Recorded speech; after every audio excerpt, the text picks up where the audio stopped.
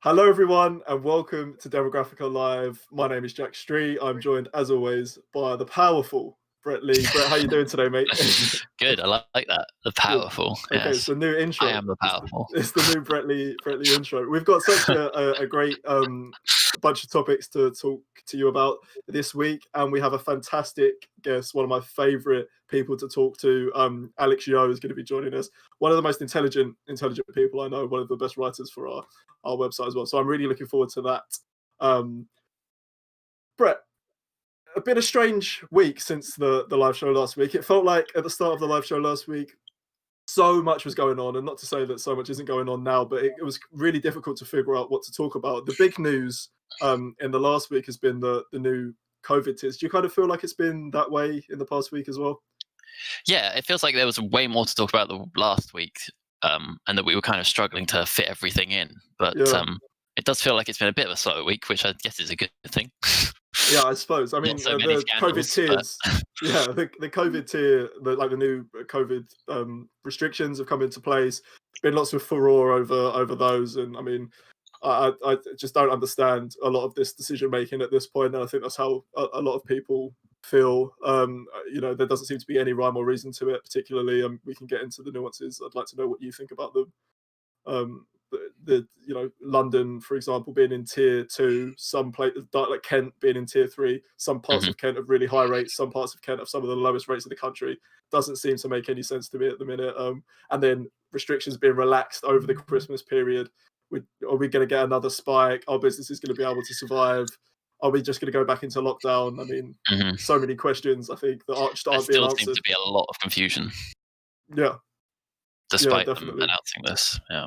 So do you think they're going to be effective? Can you see there being the need for another lockdown? If so, do you think they'd bring it in? I can see there being the need for one, and I wouldn't have said that I would expect them to bring it in without the PM saying the other day that he wasn't ruling it out. So I am slightly, or I wouldn't be surprised if we were in need of one and he then also did act on it again. Yeah, I don't know what that says about him though, specifically, or about their.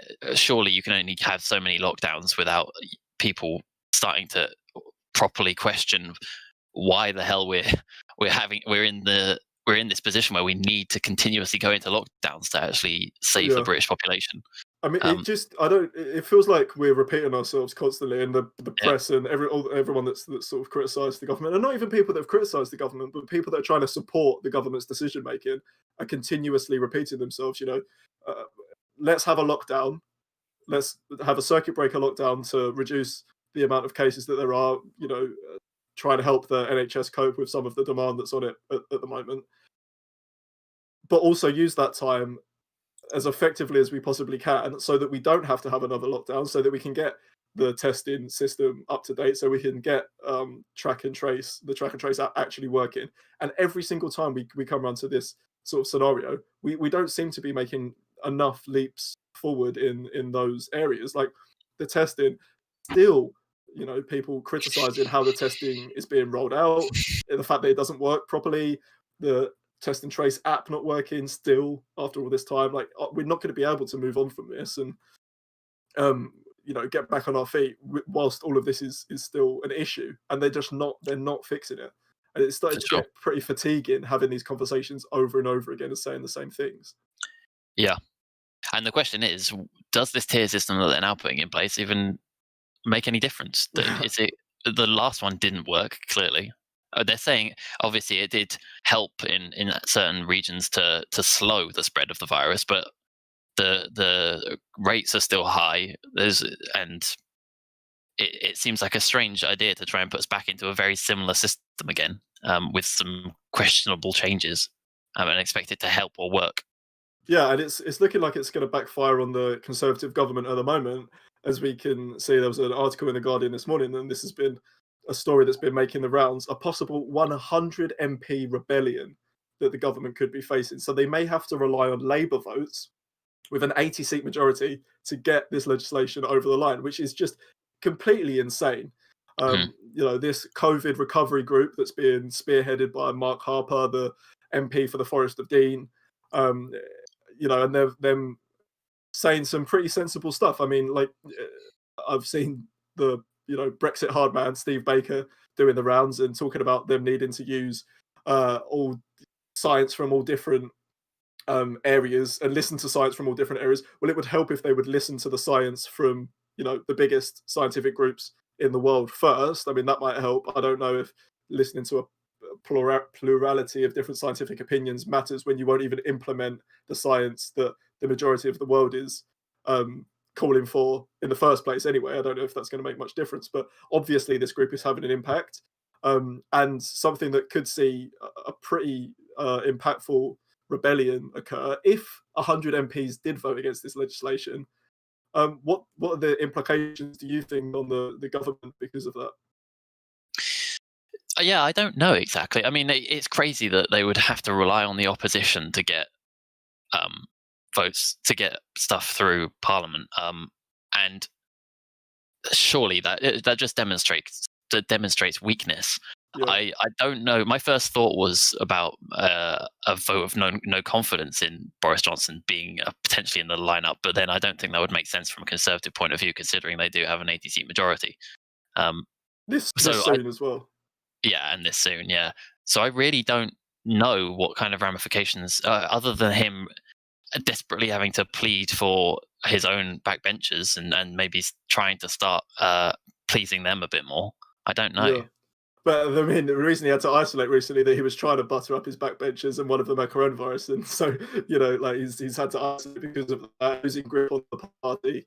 Rishi Sunak, this new up and comer in the Conservative Party front benches, and has taken the Conservative Party by storm, essentially. Must be in the background thinking that he's in a pretty tasty position, because there seems to be nobody else who's picking up the slack.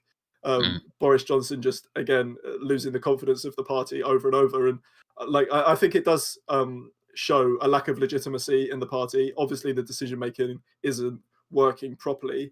If you were Keir Starmer, this is kind of a question maybe that can be viewed from two angles. Do you support this legislation? So first of all, say you agree with the legislation, but there is a 100 MP rebellion. Do you back it or do you not? Yeah, I think so. I think You it back shows it? from him. Yeah, because I think that puts him in a position of power over the Right. government, surprisingly, Mm. because he's now he's got the say. Basically, he's got the say whether they put it through or not. And if he agrees with it, then all the more reason to vote for it. Yeah, I've seen a couple of arguments, people saying that it's not the time to play political games. You need to get the right legislation over the lines, not leave the country in limbo, and then get the legislation over and then leave the Conservative Party to decide what it's going to do. Mhm. Over the Brexit issue, they binned off 26, I think it was something like 26 MPs. If 100 MPs vote against, or even half of that, 50 MPs vote against this legislation, what does Boris Johnson do? He's wanted to take a hardline approach to rebel Tory MPs. Does he do the same thing in this case? If not, what does that say about, does it set a precedent for future votes? What does it say to those MPs that he did fire after they voted against some of the Brexit legislation? That's what I think has to be thought about. And I don't know what decision he'd make in the end, and it puts him in a pretty tough position. So I think you're right. I think it would be the right thing to do from both ends. Do you think the decision should be made solely based on whether you agree with the policy or not? There should be no political Yeah, gamesmanship. definitely. But I think that in this position, because the Labour Party does agree with the legislation being put in place, I think that does then put them in a position of power over Yeah. the vote. Yeah, I mean, Ryan saying Bojo has finally lost his mojo. I don't know if he ever had it as PM, to be perfectly honest with you. He seemed pretty low energy throughout Sounds his like a time line as. from Austin Powers. Yeah, it does. Yeah, yeah. And also says they have sod all good choice to replace him in the cabinet. Govor Raab. I mean, it is pretty worrying that to me anyway, that these are the people that are in charge of taking or making some of the decisions at the minute, and that there is so much chaos at the center of government. I can't see anything like a vote of no confidence being taken, No. to be perfectly honest with you. No, I can't either. However, it says a lot about the legitimacy and political capital of the party, if a rebellion of that scale takes place. And something that the Conservative Party have always done is taken a hard line on those that aren't towing the line. So it'd be interesting, as I say, to see if that continues. Something else that's sort of been a story today: the Welsh government deciding that they are going to have a 6 p.m. curfew in pubs, and that pubs aren't allowed to sell any alcohol. Is there a point in opening pubs and bars if you're going to shut them at 6 and not allow them to sell alcohol? I guess the idea is to keep them slightly afloat with food sales, right? Not all pubs sell food, though. Sure, those that do. So, I mean, either it's safe enough to open an establishment, or it isn't safe enough to open an establishment. To me, that's kind of it's pretty cut and dry. I think that decision. I don't really get. Are places going to make enough money in those hours that they're open? Say a pub opens at 10 and shuts at 6. They've got to pay the wages of workers. They've got electricity. They've got bills. They've got to pay rent. Are they going to take in enough money to be able to cover those costs? And then what's the point in them opening in the first place? Provide the economic protections and allow them to open when it's safe for them to do so. I do not see the point otherwise. Yeah, I mean, I think the argument there against that would probably be that it's just a bit more of a grey area, isn't it? Like, they can't keep every pub. I mean, I know this is only Wales, but they can't keep. I don't know how many pubs there are in Wales, but I'm assuming they can't keep all of those pubs, all of the workers, all of the landlords, and all that satisfied economically whilst keeping them closed throughout this period. Specifically because I imagine a lot of these places rely on a lot of money coming in over the Christmas period. So I'm a bit more. I understand the idea of these places need to open because they can't stay shut forever, and people will end up losing their jobs or losing their property, or these pubs will have to shut down completely. I'm not an expert, so I don't have the specifics, but I'm hoping that this decision has been made from a point of view that they know that hopefully some pubs will be able to stay afloat for longer if they do open and only serve food. Because the idea is basically to open them and make sure they get some kind of trade without overflowing them and encouraging too many people to attend, right, or to go to these places. So yeah, I'm skeptical that they'd be able to bring in enough money to be able to actually make a profit that would make any kind of difference, to be perfectly honest with you. And I was, conducted an interview that's going to be released later on this week with Callum Robertson, who's co-chair of the Young Liberals, the youth wing of the Liberal Democrat Party, and was saying to him that the issue with the poor and slow decision making at the start of the pandemic has meant that all of these issues that people spoke about, we can't have a lockdown because businesses are going to be impacted too much. The fact that we've taken so long to make a decision in the first place has meant that all of these problems have been exacerbated. If we would have just said we're cutting off the economy, and it's so important to look back with hindsight and say, what could we have done better? Because it impacts our decision making now. If we would have said we're going to shut off the economy, we're going to close down the country for a month, 2 months, and get rid of this virus, not allow it to impact us, and then slowly open the country back up again in a safe manner, we wouldn't be having these problems now. And businesses and livelihoods are going to be so much more affected because that stuff wasn't done at the start of the pandemic. And we have to notice that, because how are we still almost a year on having conversations about how we're going to get people back to work? I mean, I think it's pretty terrible, really. We knew that there was going to be a second wave. Ministers said that they were confident there wasn't going to be a second wave, and yet there has been. And now people are being impacted again. The Chancellor's spending review last week is already having to be updated because more decisions are having to be made to support businesses further, because the spending review last week didn't go far enough. So none of these decisions that are being made are good enough. And it doesn't seem like the government's learning its lesson, particularly. To me, anyway. I don't know if you see it differently. No. No, okay, to move away from stuff based in the UK a little bit, we spoke last week. You gave us a lovely update on some of the things that have been occurring in France. I know you had some updates that you wanted to talk about. So would you be able to take us through some of the updates from last week? Sure, yeah. I mean, last week I spoke about the controversy around the laws that Macron was suggesting in order to fight Islamic separatism, is what my dad corrected me on the term, because I was saying Islamic extremism, whereas apparently Macron has been referring to it as separatism. Not entirely sure what difference it makes, to be honest, but there hasn't been much updates in terms of that. However, there has been a lot of outrage and protests over the weekend because a new piece of legislation was being put forward to France's parliament that is trying to protect police officers from online violence, online calls for violence specifically. So they were trying to establish a bunch of new laws or rules to prevent that, prevent police officers from getting harassed or whatever, or having witch hunts against them.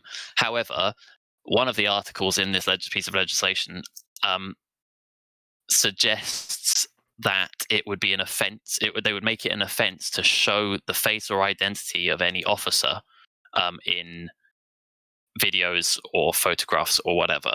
And a lot of people have taken or become very angry because of that, because recently a video started circulating online of a black man in France being beaten in his own home, basically.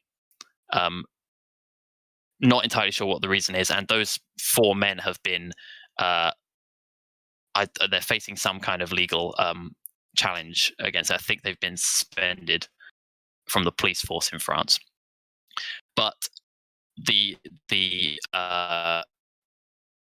revealing of the article meant that people were getting pretty angry, considering the tensions that already exist.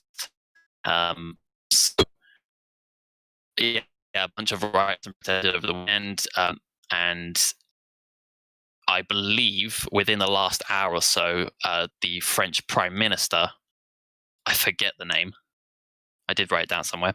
Anyway, the French Prime Minister said that they would be reviewing that piece of the legislation and they would be looking at it to modify it. They've heard the protests, basically. So hopefully they will take it all into consideration and hopefully try and find something that appeases the masses. But it basically meant that police officers were allowed to beat people in the streets or online without anybody being able to know who they were, and they would face prosecution for it, I imagine, for showing. Yeah, I think it's all this stuff is about ensuring that there's accountability, isn't there? Both to protect police officers, but also to hold them to account if needed. Which is why I think body cameras on police officers are so important, because it's about being able to review that footage and look at things as they happen and learn and grow and get better. And to restrict people from doing that, one of the ways, the best ways that awful to say the best ways, but one of the most effective ways to hold police brutality to account in the recent memory has been by filming it, and to make that illegal is fairly worrying and is an indictment on accountability. So it's good that they've taken that step back, but to think that this was a good idea in the first place seems fairly misguided. It does. I'm hoping it was just some weird oversight. But even then, that kind of flags with incompetence a little bit. And I do not really understand how France has gone through a lot in terms of ever since the Black Lives Matter protest started earlier this year, sort of worldwide. And after the murder of George Floyd, a lot of protests erupted in France as well, because they've also got a history of police violence against the black community. So, which is in this video that started circulating last week. So to have a country that's already suffering from tensions because of that, to then impose a law that states that policemen aren't allowed to be identified in any kind of footage or whatever is pretty it's really an oversight. Poor judgment there, I think. I agree. Thanks for updating us, mate. We'll keep on No this worries. train because it's a really interesting story that's been unfolding, and Yeah, it's good to have your insight. We've got a few it's questions. good to hear. It's good to hear from a Ryan perspective. Taylor, Sorry, I was just saying it's good to hear from a different perspective from another country other than the US or the UK, because I feel like that's all we yeah, ever really hear about. yeah, absolutely. Yeah, so we'll try and include stories from around the world in our updates in the this section of the live Mm. show. So before we go to chat with Alex, we'll read out some of your questions. Ryan says that it makes no sense whatsoever. Feels like Tories are eyeing up properties, e.g., pubs, clubs, gig venues for them and their pals to buy up after they've killed off the business. Too conspiratorial, yeah, maybe a little bit, but I think that we have to look at all these issues based on what's best for the owners and the people that need to access these venues, and something that's really dear to both my heart and yours and plenty of other people's, Brett, is music venues in particular, Yeah. and to see so many struggle at the moment in all forms of the arts is really really saddening. And I don't know if there's any conspiratorial background to these decisions, but I think that the impact that they will have is going to be really damaging for a lot of people. So Hmm. George says, listening in a bit late, it's great to have you, George. What do you think of the more targeted approaches? What's happened in Slough and areas like Sevenoaks and Ashford? They've got some of the lowest infection rates and they're tier 3. Yeah, I kind of mentioned these case studies. I think it's ridiculous, to be honest with you. I don't think it makes any sense to restrict what a person in an area with some of the lowest rates can do, because even sort of like 15-20 miles away there's high infection rates. I don't think it makes any sense at all, and I think it's pretty worrying and damning. I am. Yeah, I don't know if I agree. I think I understand the reasons for sticking to counties and making sure that they and putting certain counties in these tier systems rather than splitting them up, because I think that opens, for starters, I think it'd be a hell of a lot more work for the government, and I think they've probably got their hands full, and or at least I hope they have, and I don't really, at that point. At what point do people then start calling for only streets in certain villages to be restricted, or only certain households, or like where does it end? Is the question that Yeah, I have in mind. I don't understand though. He brings up Slough. I don't understand why Slough has been singled out and nowhere else has. yeah, Is it because Slough has grown in population in recent years and has maybe, if they've got a significantly higher yeah. rate? I I don't. don't know if have they given any reasoning about that, because they I said haven't they were seen going to any. publish decision Yeah, making, didn't they? But they did. that was like a broad decision making on the tier system and not necessarily why certain areas have been chosen. But like, I mean, we had this discussion earlier, didn't we, Brett? Kind of extensively, and I was saying that my thoughts on this are that this issue isn't being directly policed anyway, really. Like, it kind of No. is in certain areas, but you've not got loads of police patrolling the streets, asking people where they're going. So what you're essentially doing is asking people based on trust to abide by these rules. And if that's going to Mhm. be how you make decisions, you can say, if for me, I'm in Dartford, you can say to me in Dartford, you have certain restrictions, and somebody, down the road or 5 miles away who has got a much lower infection rate can go to dinner in that certain area. Like, I think you should be able to do that because it's based on trust. And if it's not going to be enforced, I guess what you're doing is taking the decision making away from people, but you're negatively impacting people's lives in so many other areas. We should be trying to open up the economy as much as we can, and they're not doing that. And the decisions aren't being made seemingly with any kind of logical basis. It's just like this area, some infection rates in this area are high. Dartford's infection rates are high, and therefore the whole of Kent is going to be punished. And to me, that just doesn't seem to make any Sure. sense. But what are the real changes between tier 2 and tier 3? It's only That really like certain pub establishments can related. open, right? It's Exactly. So if a village is put into tier 3 and the next door village is put into tier 2, won't people from the village in tier 3 just end up going to the pub in tier 2?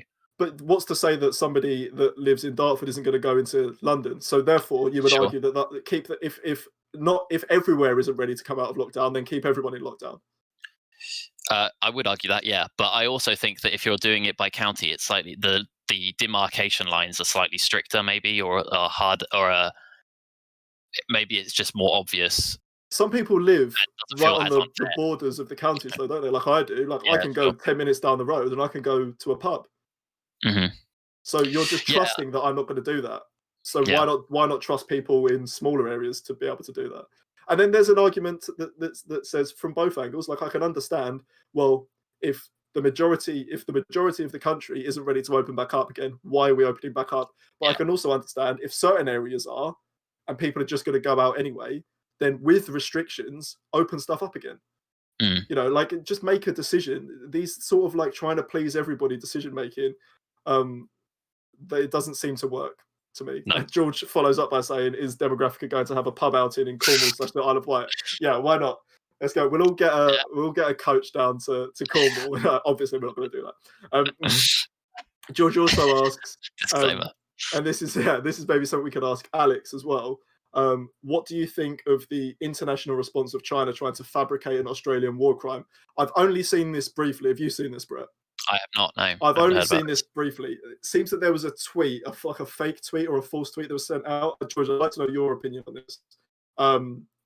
And it seems like, you know, this is just a complete fabrication by a Chinese government minister that a war crime was committed. And I don't know what the international response has been like. I sort of gauge by your wording of your question that it hasn't been acceptable. I know that you're someone that cares deeply about, you know, Chinese violations of human rights, and rightly so. It's been great to see your response to that, and groups like Yet Again who are doing just such important and fantastic work to tackle this kind of thing. I urge you to go and check out their work. It's so important. It's disgusting that not enough has been done to call out a multitude of human rights abuses that China has committed. It's so important that the international community comes together. And this, again, is something that I was speaking to Callum about in my interview earlier. Something good that might come from a Joe Biden presidency is some kind of international collaboration of countries that want to put forward democratic values. And I'd really like to ask Alex this. In fact, let's see if we can get him in now. It's so imperative that we find a way to push values that we seek to be so important throughout the world when so many people's fundamental rights are at stake. And we need to be stronger as an international community as pushing back against these violations. So I think it's absolutely crucial that we do so. Just whilst we wait for Alex to join, I want to thank everybody for tuning in. Your support means the absolute world to us. If you could share, like, and subscribe, that would really mean a lot. We had a fantastic week last week with some of the content that we managed to put out. So if you haven't seen that yet, please take a look. We're also going to be uploading another podcast on Friday morning that will be accessible to you. We'll have another interview out midweek with Callum, who was just fantastic to talk to about how the Lib Dems need to move forward.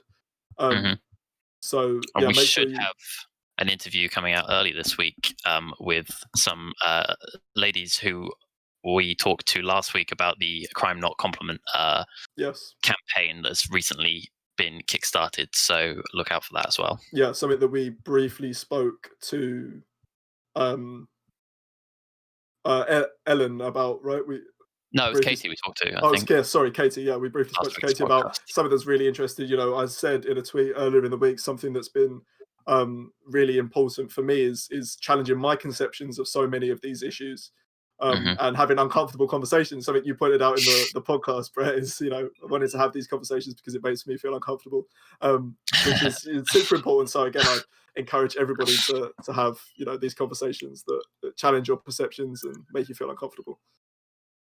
Alex, can you hear us? I can. Hello. Hello. Hi. How you doing? Hello. Thanks for joining us. I really appreciate it. No worries. Yeah. Let's jump. How are you all doing? Yeah, really good. Thanks, mate. Really good. Yeah, let's jump straight into it. There's so much I wanted to ask you, and there's so much sort of interesting stuff that's occurred. Your article for us was absolutely fantastic, as always. Did you want to just give us a brief outline as to what your article was about, the kind of key themes that you wanted to get across? Yeah. So the main sort of theme with the article was just that. So obviously, like most people, I did breathe a sigh of relief when it became apparent. Like, that's the opening of the article. I breathed a sigh of relief when it became apparent that Donald Trump hadn't won. But obviously, Joe Biden isn't my preferred sort of candidate to replace, or it wasn't my preferred candidate to replace him.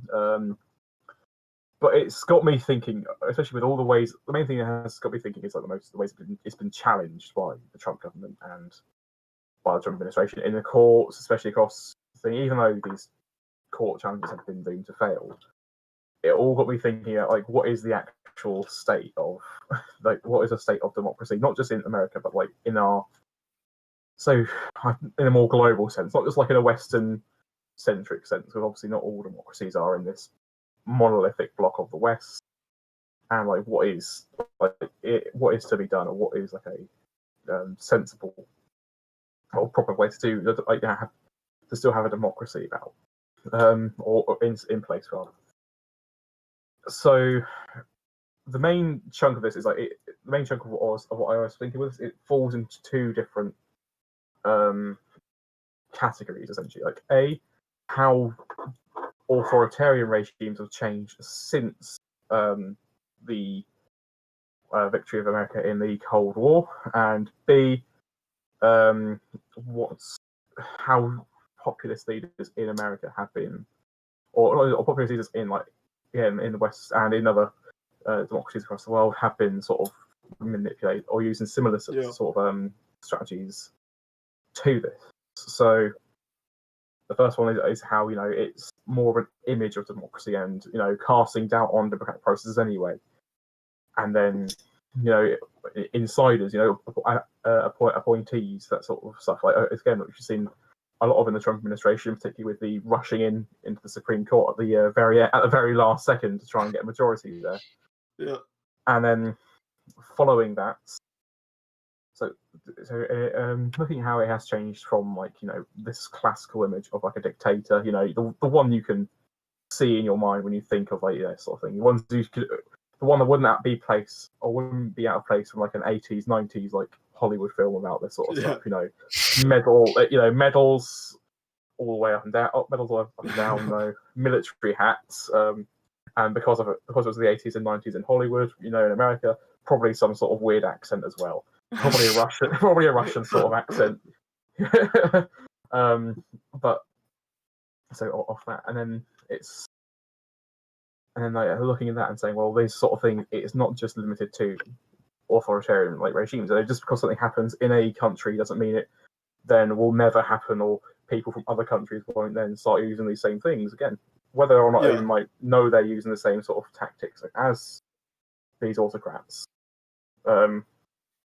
It still seeps over. It's like it's the whole theory of international norms, how states and the actors within them, almost inadvertently do share what their practices within these are.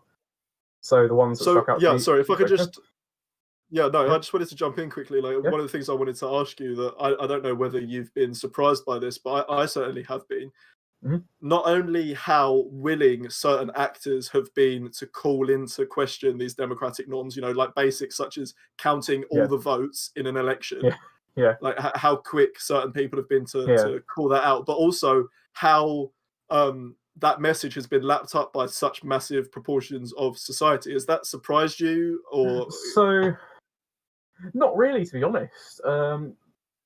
There's like a short-term and long-term answer to that. So the short-term one is that it was clear from June this year that it was going to happen this way if Trump lost.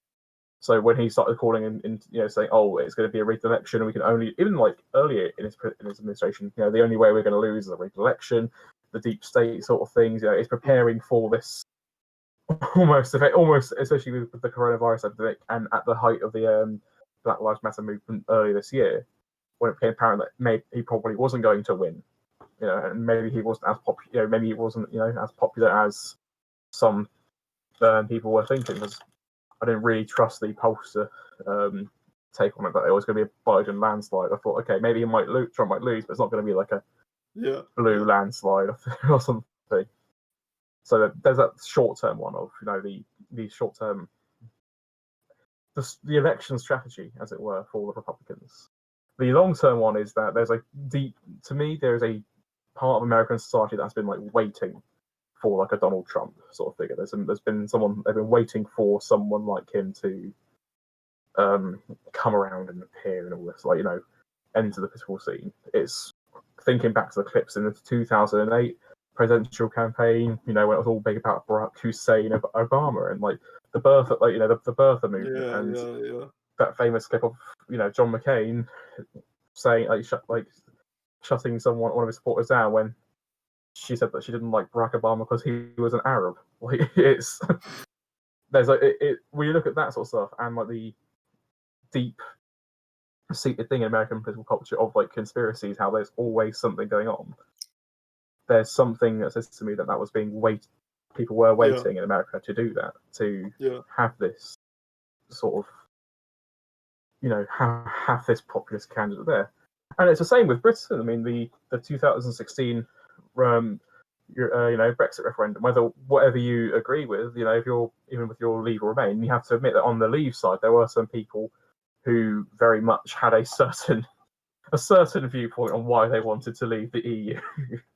And all it really took was someone like Farage, even though he wasn't, a big, even though he wasn't parliamentary, a big political player, he still managed to, even though he wasn't even affiliated with Leave.eu, he was still a driving force behind it. And even the people within the actual Leave campaign, there were more people who were these sort of driving forces behind it, and have these tendencies, especially with Farage. Also, no, I was just going to ask, do you think that we get complacent, especially sort of in the Anglosphere? Like this is something that occurs in, other countries that we just look at and go, oh, look at how awful life is over there, and think that it can't happen to us, and therefore we take a step back. We don't fight for, these democratic rights, these democratic norms as aggressively as we should do, and therefore it's getting more and more likely that we could fall into similar traps. Yeah.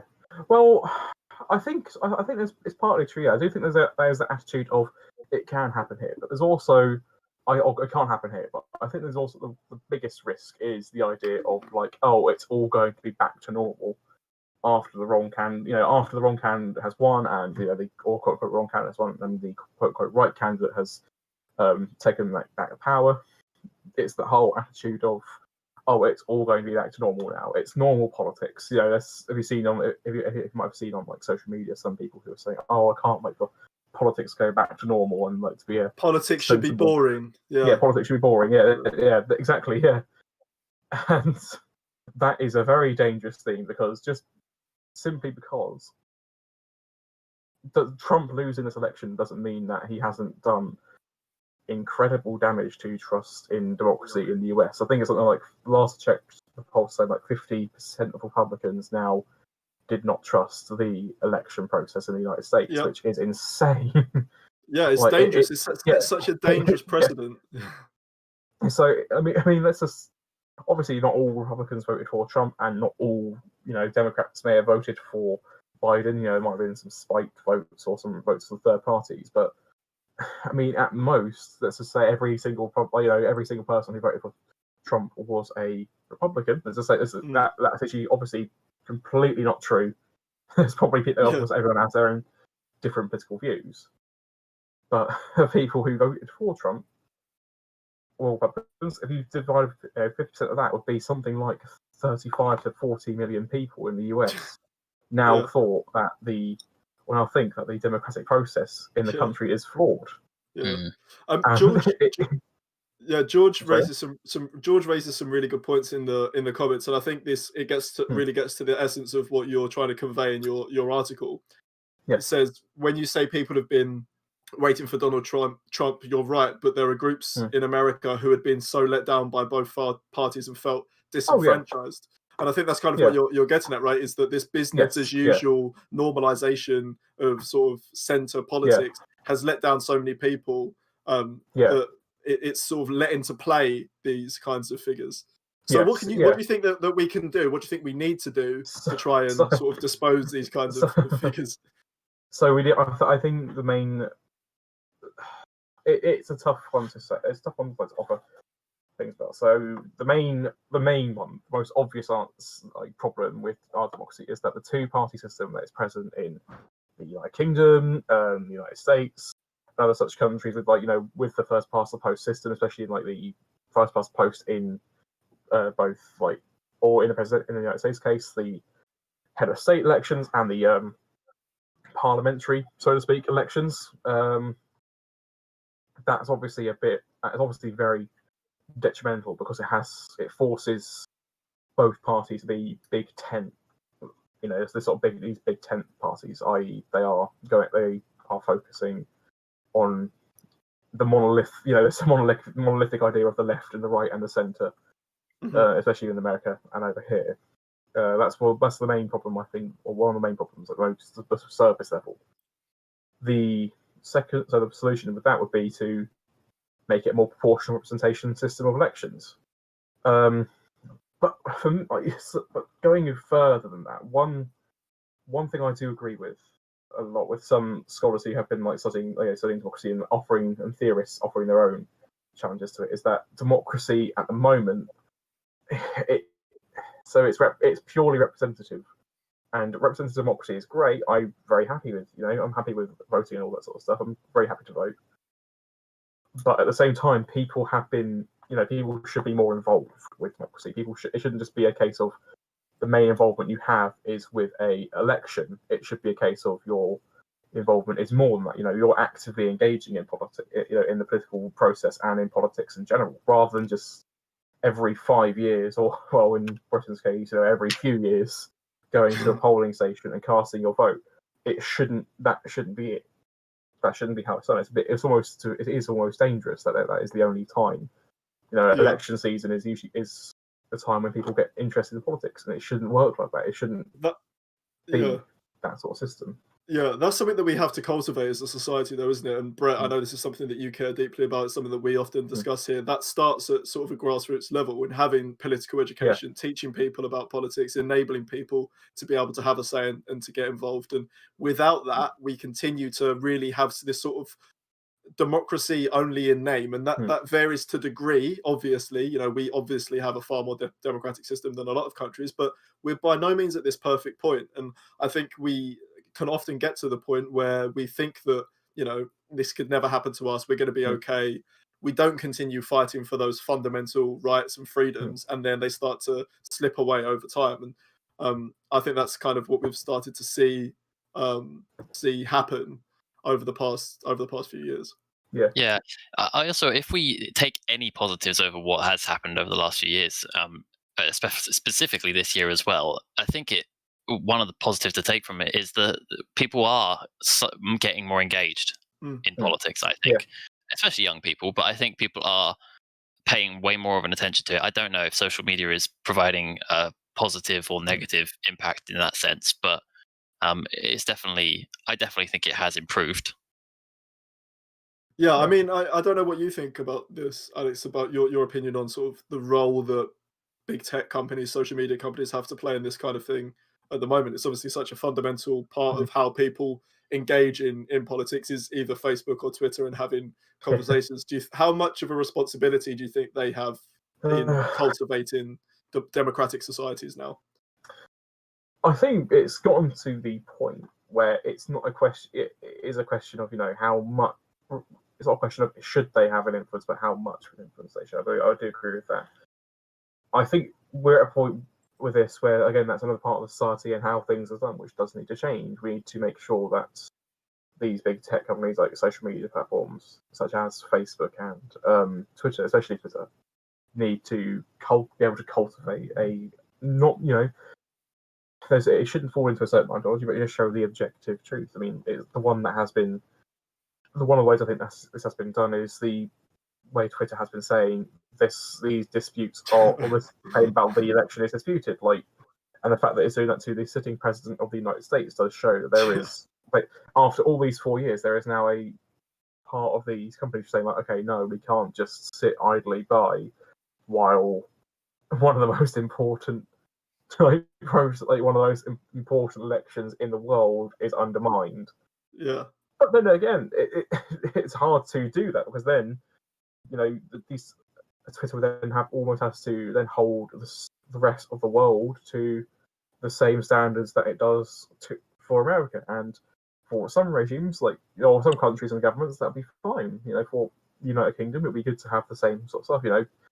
Fact checking more regularly on political or politicians' tweets. But for countries like, say, one country that is particularly has people active on Twitter or politicians active on Twitter is, for example, Iran, where the supreme leader has an English Twitter account, and the foreign minister and the president have fairly active Twitter accounts.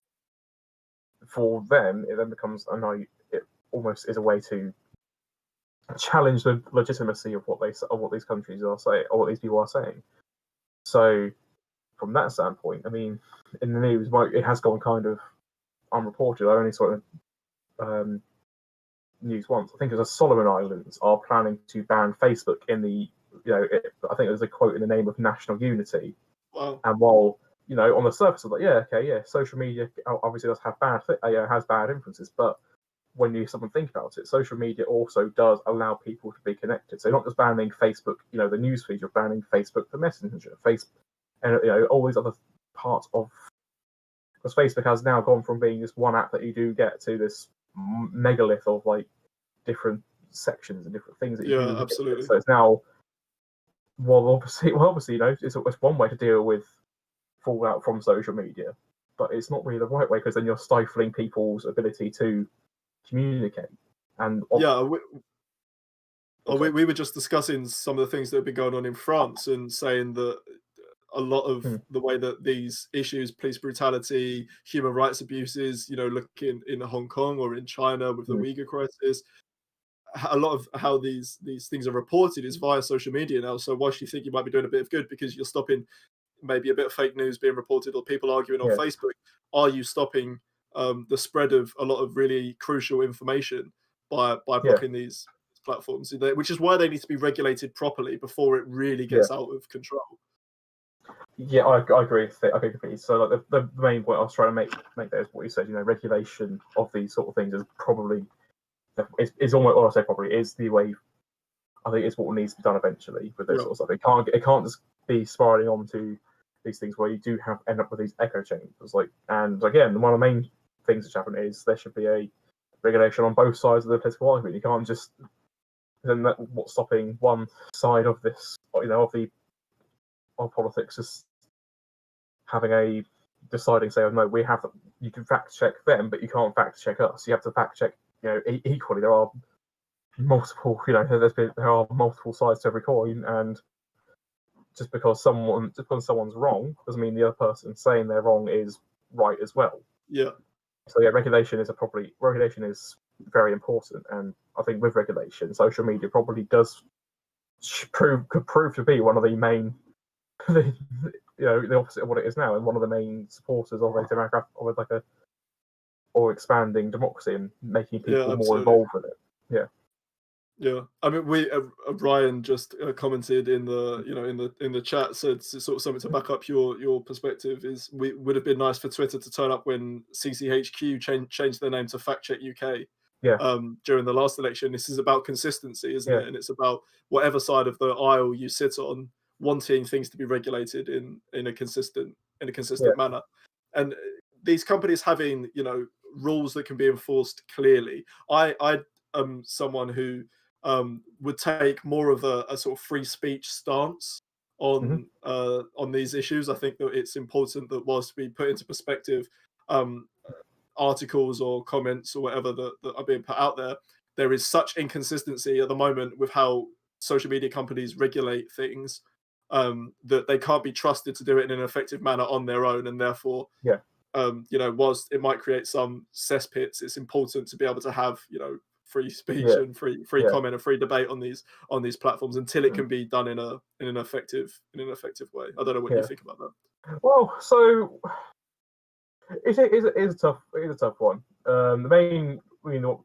So obviously free speech is an amazing thing, but there's also the whole caveat of people not understanding that just because you can say something doesn't mean that it is a correct thing to say, especially with there are justify themselves through free speech. There are some groups online which are vague, are faint covers for Holocaust and that one, anti-Semitism. Yeah, they may not advertise themselves as that, but the majority of their user base can also harbor these views. There's another one is the I want to think about is how the that subreddit, the Donald, just one day decided to collectively leave Reddit and make their own thing, and now it is just it is almost a case study of an echo chamber. There's no one else there to challenge what they're saying. It's just them. It's just. To be fair, it already was on Reddit. Oh yes, yeah, but there's now it's now at Reddit. You had in theory at least the you had in theory the admins to come in and moderators, say, moderators, yeah. And the reason they were kicked though was because they left was because the moderators for that subreddit were they were very good. Yeah, the best. Getting rid of anyone who criticised Trump or questioned him in any way. Well, it's to say, because I hate myself, I did look at what they were saying, or have been looking at what they were saying throughout. Morbid curiosity. Yeah, morbid curiosity, and it is basically what you're saying. There are people who, especially there's some, I can't remember what it was.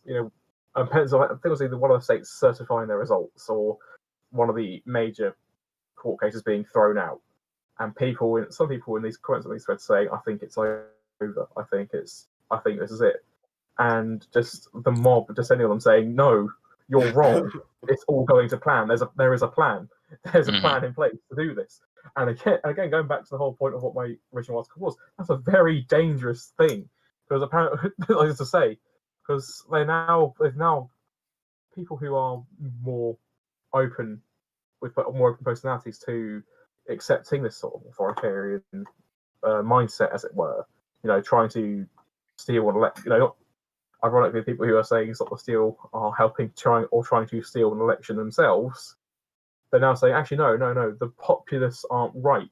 Biden got the most electoral seats, and he also got the most votes. But he also got the most popular votes. They're now saying, no, the people aren't right. They're wrong. And it's going to be a Trump landslide. That's what it is. That's what it strikes me as being now. Yeah, I mean, there's a couple of things with the social media example, and Ryan says Twitter seems to have the best approach yet to minimize infringing on free speech, so by putting warnings. Whereas YouTube seems to have the worst by deplatforming people without prior warning or right to appeal, and that's what I worry about personally. Those infringements to me are pretty concerning. And if you're somebody on the left and you're calling for somebody on the right to be deplatformed because you disagree with them, be sure that will be turned around onto you at some point. And the same legislation will be used to deplatform somebody that you agree with. We need to be engaging with people we disagree with, however abhorrent their views are. We need to be engaging with them and winning arguments. Something that I always think about when I think of these sort of echo chambers that get created is Parler, the social media platform. And one of the funniest things that happened throughout that whole thing, we're leaving Twitter, it's getting awful here, we can't have free conversation, we're joining Parler. 2 weeks later, the CEO of Parler had to put out a notice saying there are certain things that you can't do, like post pictures of your poo on Parler. That was one of the things that people were doing. That's what these platforms become. People that call for this sort of thing don't want to engage in free conversation. They just want to be racist and post pictures of their poo. You can't engage with that. You can't engage with that anyway. No, that's one of them. That's so. The engagement thing. The engagement also with just engaging in these sort of frameworks, it can only go so far. So part of what inspired this article, it has been something that's been on my mind for a while before this election. Is like I said, representative democracy. The only way you actually participate in the actual process is every 5 years you cast your vote. Unless you are an MP, and then you get to vote on the laws. You cast your vote, and then you cast your vote for your representative, your local MP, and then your local MP, who is technically elected to represent your constituency of 70,000 people, can then be, or is usually whipped into place by the chief whips of these parties, and then votes for stuff that you might not necessarily have voted for. So I think there is a cause to go, okay, how do we actually make sure the people participate, regardless of what you think or like some people's views are. Again, what we were just saying then, it needs to be a case of whatever the people want, it should be listened to. It would be like the same if somehow there wasn't let's say there was the Brexit referendum was, as some people were saying, an opinion poll. Like, it didn't actually bind it to that. And let's say somehow that went through, or so it was polled that, and then Parliament voted on it, and it was voted down. It'll be that sort of situation, which with some laws does sometimes happen. There are some laws which will affect communities in some ways and others, especially with areas like Kent and Portsmouth and docks going to Europe, which are now having to make preparations for giant queues for a Brexit that probably people didn't vote for. They just trialing it. Yeah. They were just trialing it, weren't they? They just did a trial on the. It didn't work. What is it? Is it the M4? Yeah. Something like that. Something like that. Yeah. The lorry park that's going to occur, and they just trialed it, and there was like 5 miles of traffic just with the trial. Thanks for that. And it already can be bad. It could be bad anyway. I mean, or it could be bad before, especially with the child. It's awful in Dartford because of the exactly. Yeah. With the child toilet, it could be awful before, just because of queues, because people wanted, especially in the summer, if they wanted to go, that people go on holiday. So there's the two levels. That obviously it means people can't enjoy their holiday as soon as they wanted to if there's a massive queue for the Channel Tunnel. But also, trade can't have people sending freight to and from other countries. From Britain to Europe can't happen because there's a queue of people trying to go to France. So it's trying to balance it. That's the main thing with it. Got to try and balance the. Absolutely. Yeah, it's not trying to balance it, because I think at the end of the day, I think in an ideal system, and one of the ones I believe, in a utopian sort of world for me, democracy would be done in a sort of in a perfected way of how some old historical democracy is done. I.e., people aren't elected, but they're chosen by lot. So if it's almost like government by jury service almost. So you get a letter through the post that you have been selected to represent, or to be in in a chamber of the government or parliament. So the government, you can then make sure the laws are what people what you would actually like to see happen, or truly participatory democracy. Yes, truly participatory democracy. Yeah, that's something I do. That's something I do strongly believe in, and through studying, so for the last 4 years, last 4 years, and more specifically, rather in the last 2 to 3, I've been very interested in obviously I've been interested in authoritarianism and in democracy itself, and I do think that is the way to make it a better system, to make it a more involved system. A participatory democracy would have massive benefits for all of us. It may not result in stuff that you want to happen. Just because it be participatory doesn't mean that everyone says, your side's going to win. Yeah. But it's more the principle of it. It's more just because this isn't what you wanted to happen doesn't mean it's necessarily a wrong thing to happen. If the people have actually had the participatory system with, again, in an ideal world, maybe no political parties and no outside influence from these from pressure groups. If this happened, then it would be easier to live with, knowing that actually this is something that people who have no involvement with this big politics or stuff with these with other outside influence, this is what they want for their communities. That's good, Absolutely. Also, I mean, we can also do. Sorry, go ahead. Yeah. No, go ahead, mate. I do also like the idea of again, increased federalism. So I think for the UK especially at this point, increasing devolution and making it a more federal system is probably the way to save the union, which is a weird thing. I don't think anyone ever would think would be an issue in politics, trying to save the United Kingdom's very existence. Yeah. But here we are. We're in that. We've come to that situation where, Boris Johnson has said, to the chagrin of many Scottish Tories, that devolution was a mistake. And now here we are. We have a Prime Minister who, even though he may not want to, is actively distancing Scotland from the rest of the UK by saying, by saying the Conservative, yeah. the Conservative and Unionist Party. Yeah. No, you can swear. It's absolutely fine. The Conservative and Unionist Party actively, influencing the breakup of the union. Yeah. Just before we have to wrap up, we've got a couple of comments and questions. If we can answer these super quickly, both of you. Do we think Boris Johnson will change his Brexit stance / strategy following a Biden win? Yes, from me. Yes, I think so, because the Donald Trump overall plan has gone. Brett? Yeah.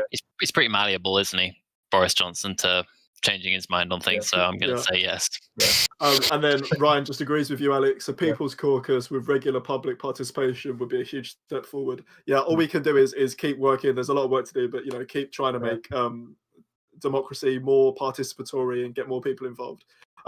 Alex, thank you so much for joining us, mate. I always really enjoy talking to you, and your articles are always so insightful and thought-provoking. So you're always welcome.